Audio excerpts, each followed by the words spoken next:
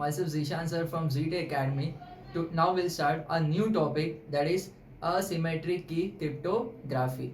asymmetric key cryptography को public की cryptography भी कहा जाता है. ओके, चलो स्टार्ट करते हैं. ओके, तो topic is what, asymmetric key cryptography और पब्लिक की क्रिप्टोग्राफी.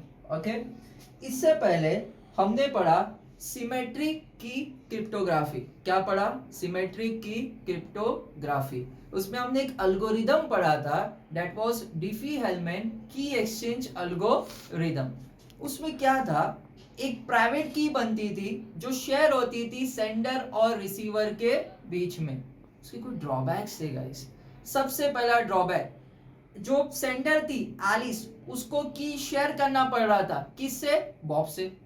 ठीक है. सेकेंड चीज, वो की जो है, जो शेयर तो करना पड़ रहा था, साथ ही साथ वो की नेटवर्क में ट्रैवल होके सेंड करना पड़ रहा था. इससे क्या हो सकता था कि बीच में अटैकर हाईजैक कर सकता था. हाँ कि नहीं? थर्ड ड्रॉबैक ये था कि हर एक दो पर्सन को कम्युनिकेट करने के लिए एक सेपरेट प्राइवेट की जरूरत थी. फॉर एग्जाम्पल, यूजर ए को बी से कम्युनिकेट करना है तो एक प्राइवेट की लगेगी. यूजर ए को सी से कम्युनिकेट करना है तो और एक प्राइवेट की लगेगी. समझ में आ रहा है? तो इसी कारण या इसी ड्रॉबैक्स की वजह से we are learning a new topic, that is asymmetric key cryptography. Okay, asymmetric key cryptography में क्या होता है? असिमेट्रिक की क्रिप्टोग्राफी में दो की यूज होती है. वन इज पब्लिक की, अनदर वन इज प्राइवेट की. ठीक है, कितनी की यूज होती है? दो. वन इज पब्लिक की, अनदर वन इज प्राइवेट की. यहां पर भी एनक्रिप्शन होगा, डिक्रिप्शन होगा. ओके, पब्लिक की एक्सेसिबल टू ऑल. पब्लिक की को कोई भी यूजर एक्सेस कर सकता है. मतलब जो भी यूजर की पब्लिक की है उसको कोई और यूजर भी एक्सेस कर सकता है. दैट इज कॉल्ड पब्लिक की. प्राइवेट की वो की है जो यूजर अपने सिवा किसी और को एक्सेस करने नहीं देगा. लेकिन सिमेट्रिक की क्रिप्टोग्राफी में एक प्रॉब्लम था कि एलिस जो सेंडर थी उसको अपनी पब्लिक प्राइवेट की शेयर करनी पड़ रही थी. किससे? रिसीवर से. That was Bob. समझ में आ रहा है? तो इधर वो नहीं है.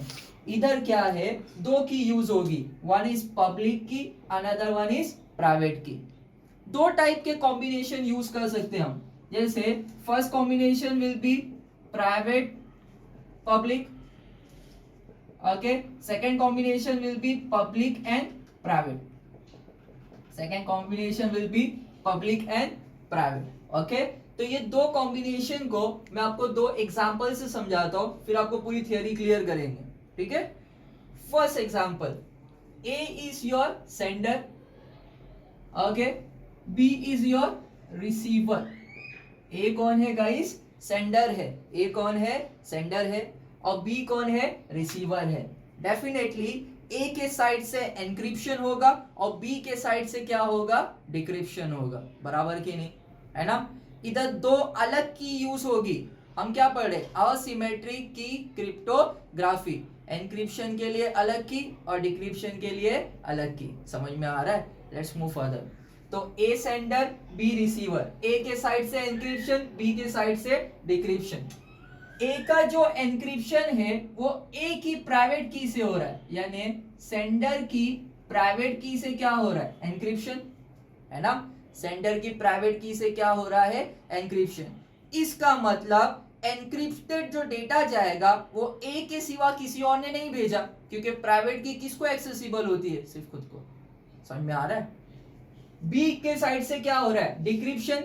लेकिन बी डिक्रिप्ट किससे कर रहा है? ए की पब्लिक की से.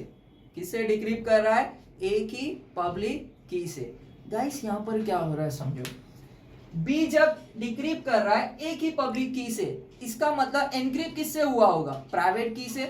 और प्राइवेट की किसी और से शेयर नहीं की जाती है. इसका मतलब बी को यकीन हो जाएगा कि ये मैसेज किसने भेजा है? उसके ऑथेंटिकेटेड सेंडर ए ने. समझ में आ रहा है? हाँ कि नहीं? क्योंकि एनक्रिप्ट किससे होगा? अगर डिक्रिप्ट पब्लिक की से हो रहा है ए के, तो एनक्रिप्ट किससे हुआ? ए की प्राइवेट की से. और प्राइवेट की किसी और से शेयर ही नहीं कर सकते. इसका मतलब ये मैसेज सिर्फ और सिर्फ ए ने ही एनक्रिप्ट किया है और भेजा किसको है, बी को, ठीक है। लेकिन इस मैसेज को डिक्रिप्ट कोई भी कर सकता है क्योंकि वो ए की किससे हो रही है, पब्लिक की से, और पब्लिक की इज एक्सेसिबल टू ऑल। तो इस मैकेनिज्म से अचीव होता है नॉन रिपुडिएशन। क्या अचीव होता है गाइस, नॉन रिपुडिएशन। नॉन रिपुडिएशन का मतलब है सेंडर डिनाई नहीं कर सकता कि ये मैसेज उसकी तरफ से नहीं गया है। समझ में आ रहा है, क्योंकि मैसेज एनक्रिप्ट हो रहा है उसकी प्राइवेट की से, और प्राइवेट की किसी और से शेयर नहीं होती। फर्स्ट एग्जांपल समझा, will come up with the second mechanism now. Okay, A के साइड से एनक्रिप्शन, बी के साइड से क्या होता है, डिक्रिप्शन। ओके, तो मैंने बोला था ना दो एग्जांपल होंगे, दो combination, one is private public, another one is public private. तो second one is what, public private. A के साइड से क्या हो रहा है, एनक्रिप्शन, बी के साइड से क्या हो रहा है, डिक्रिप्शन।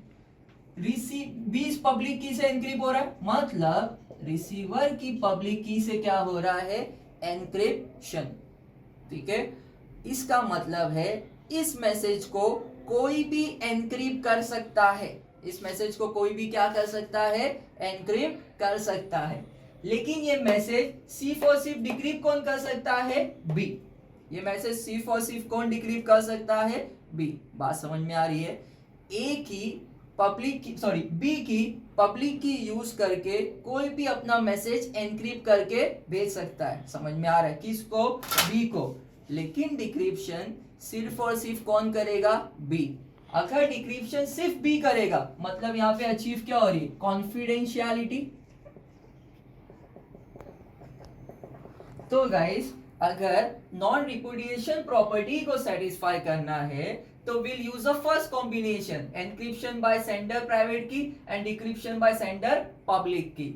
अगर हमको कॉन्फिडेंशियलिटी अचीव करना है तो will use the second combination, encryption by receiver's public key and decryption by receiver's private key. इतना समझ में आ रहा है, ठीक है। It's called asymmetric key cryptography because दो अलग की यूज होती है एनक्रिप्शन के लिए और डिक्रिप्शन के लिए। मैं लिख सकता हूं इधर की K1 है तो इधर की K2 है, इधर की K1 है तो इधर की K2 है।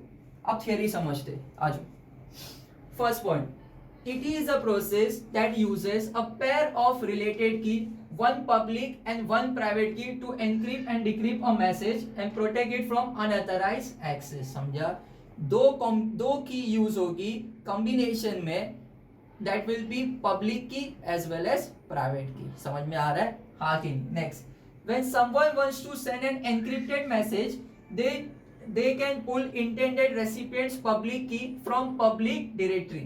ठीक है, ये इस एग्जांपल की बात कर रहा है। अगर ए को बी को मैसेज भेजना है तो उसको बी की कौन सी कॉन्फिडेंशियलिटी के लिए क्या चाहिए, बी की पब्लिक की।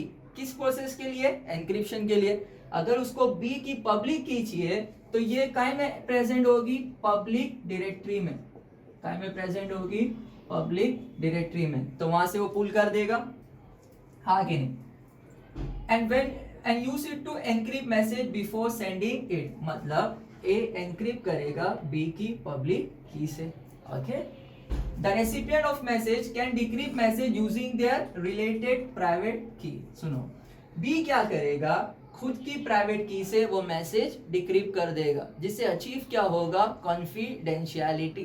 Okay, next thing, on the other hand में सेकेंड कॉम्बिनेशन की बात कर रहा है कि ए की तरफ से एनक्रिप्ट किससे होगा, प्राइवेट की से, क्योंकि प्राइवेट की किसी और को एक्सेसिबल नहीं है।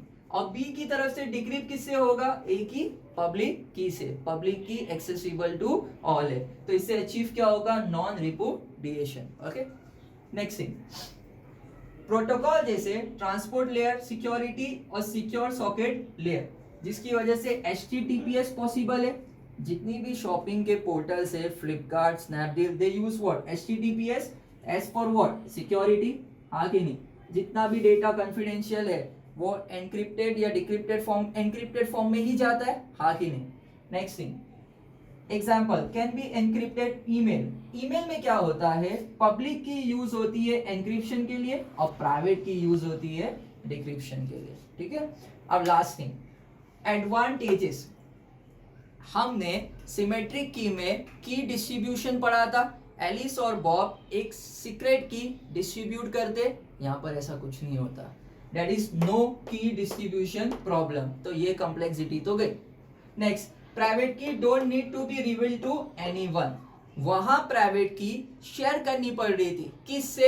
एलिस को बॉब से। यहाँ पे किसी से प्राइवेट की शेयर करने की जरूरत नहीं है।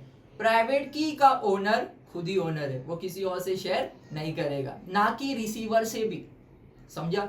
Next thing, confidentiality and non repudiation is achieve, ये तो मैंने आपको पहले ही समझाया। अगर फर्स्ट कॉम्बिनेशन यूज करेंगे तो नॉन रिपुडिएशन अचीव होता है, और सेकेंड कॉम्बिनेशन में कॉन्फिडेंशियलिटी, बराबर।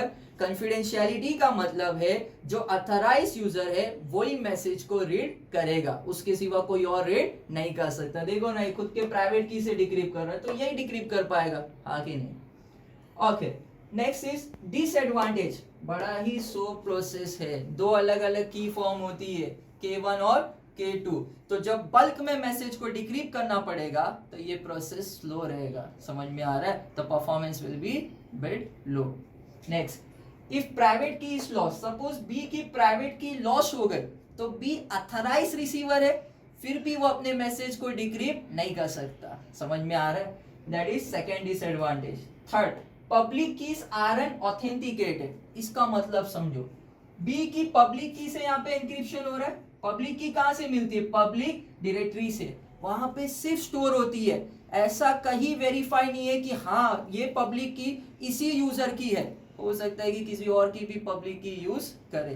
तो इसका एक सोल्यूशन ये करना चाहिए कि यूजर की पब्लिक की शुड बी वेरीफाई या शुड बी ऑथेंटिकेटेड, समझ में आ रहा है? ठीक है, टॉपिक डन।